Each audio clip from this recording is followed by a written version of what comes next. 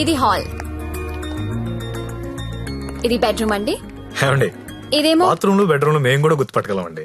కాకపోతే మీరు చెప్తుంటారు మేము వింటుంటాం. నా పేరు శ్రావణి, మీ పేరు? సత్య. బాగుంది. నా పేరు శాండీ. బాలేదు. తిరుందా? ఒక్క నిమిషం. Can you recheck the code? Because today is the Yeah. last day and we have to submit it. Phone ఎవరు? భద్రం. సార్ నేనే సార్.